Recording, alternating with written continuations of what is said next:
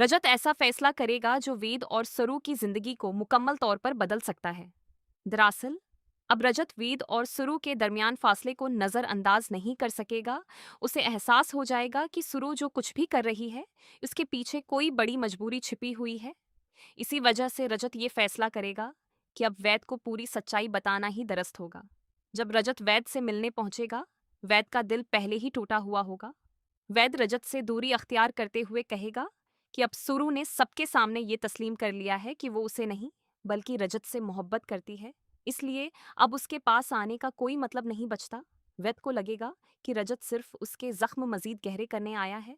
लेकिन रजत प्रस्कून रहते हुए वैद को समझाने की कोशिश करेगा कि जो वो सोच रहा है, हकीकत बिल्कुल मुख्तलिफ है।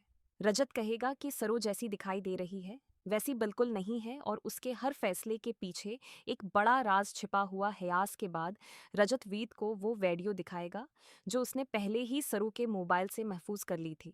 वीडियो में अनीका और चंद्रकांत की हकीकत सामने आ जाएगी। हकीकत जानने के बाद वीत के पैर तले जमीन खसक जाएगी। रजत उसे बताएगा कि सरो अपनी माँ की हिफाजत के लिए मजबूर होकर ये सब कर रही थी।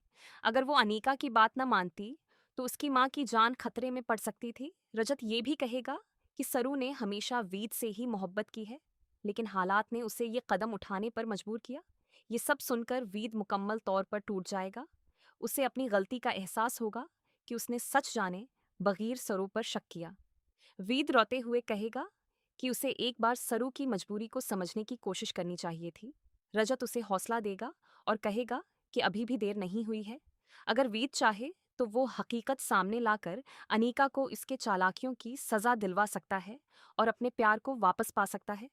अब देखना इंतहाई दिलचस्प होगा कि क्या वीद सच जानने के बाद सरू का साथ देगा और क्या अनीका की हकीकत पूरे खानदान के सामने आएगी।